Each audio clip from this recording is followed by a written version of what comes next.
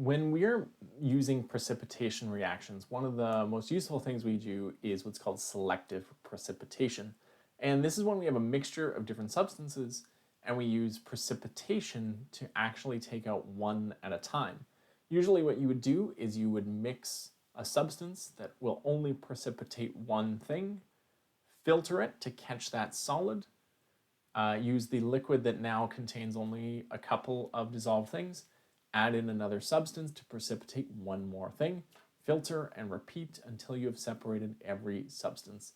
This is a really handy technique, often used in things like mining industries, where you grind ore, dissolve it in water, and then selectively precipitate just the substances that you want out, and use that to help you be able to collect different elements that are more valuable.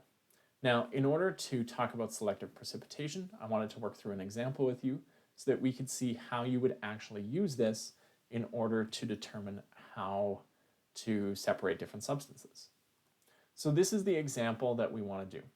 We mix silver nitrate, copper nitrate, and magnesium nitrate in a beaker. So we have a mixture all in the same solution. We want to remove one positive ion at a time. How could this be done? So I think one of the most important things to start with is to take a look at these different substances. When we're dealing with silver nitrate, copper nitrate, and magnesium nitrate, it's important to recognize that they all have NO3, and NO3, no matter what you do, will always stay dissolved. And what that means is it will always be a spectator ion. No matter what you do, you cannot remove NO3 through selective precipitation, or really usually through any kind of precipitation, because of how well it dissolves. The reason I know that is because of my solubility table. One of the first steps that you might want to do with a selective precipitation reaction is look at the compounds you are given and determine if there is a substance that will always be soluble when it's dissolved in water. If there is, it would be a spectator ion and can't be removed through selective precipitation. So what's important about that is it means that when we're using selective precipitation, it means we're really working with Ag+ dissolved in a solution, copper 2+ dissolved in a solution, and magnesium 2+ dissolved in a solution. So what I'm going to do next is set up a table in order to help me understand how these different substances react. And then I can use that in order to help me figure out how I would selectively precipitate them. So I'm going to create a large table. This should be a plus. So we have all of our different positive ions. The next thing we want to do is start thinking about negative ions they could react with to become a precipitate. Now, in this question, what it's telling us is to bring these out of the solution. We were given Na2S, NaCl, and NaOH. So we were given Na2S, NaCl, NaOH, and again, it's important to recognize here from your solubility table, Na is an alkali ion, one of the ions from the first column on the periodic table, and no matter what you mix it with, it will always be soluble.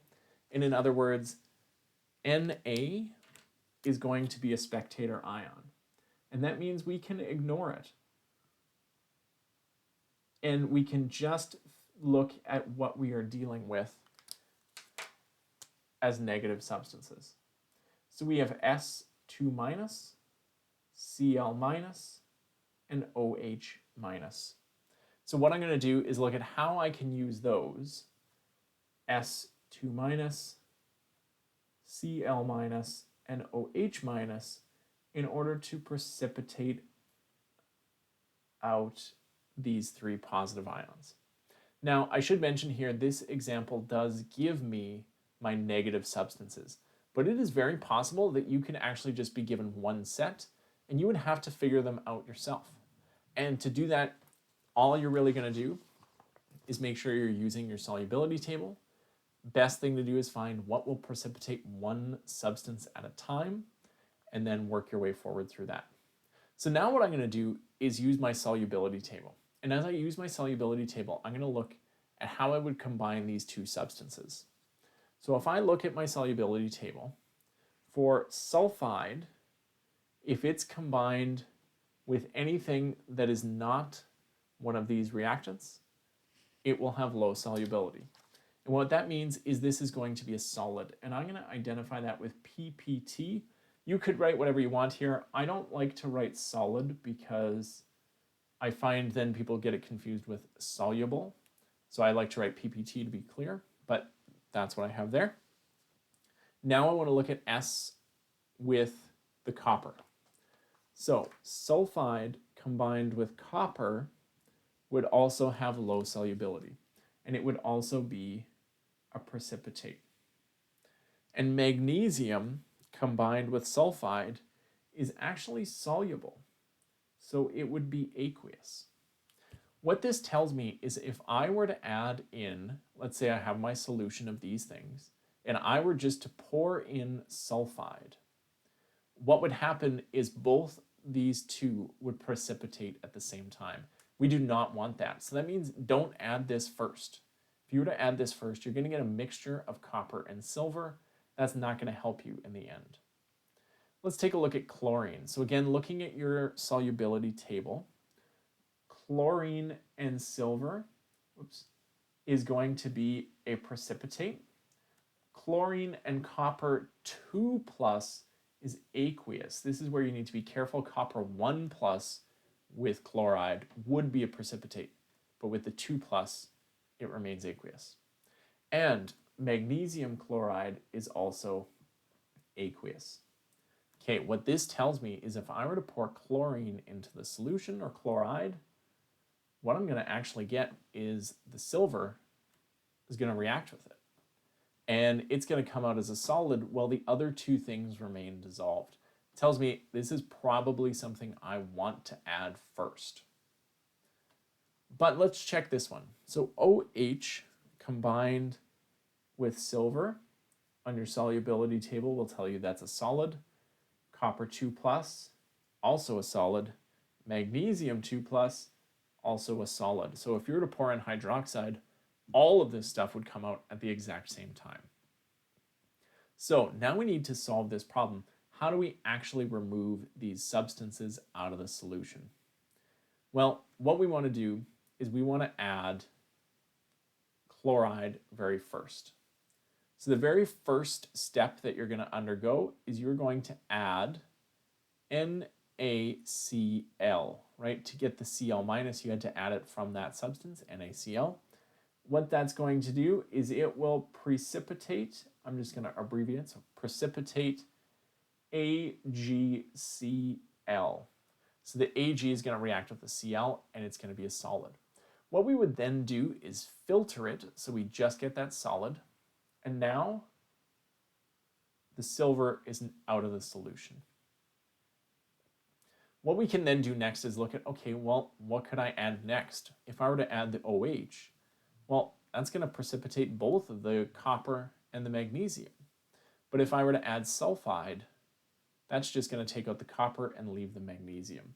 So the second step that I want to undergo is I want to add Na2S. And what that's going to do is precipitate copper sulfide. So copper sulfide is going to come out of the solution.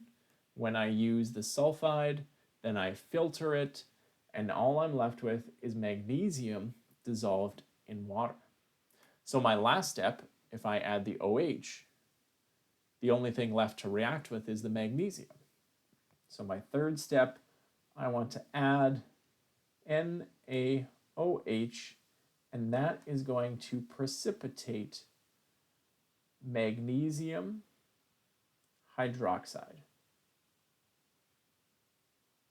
So in order to solve selective precipitation, look for a spectator ion in the substances given.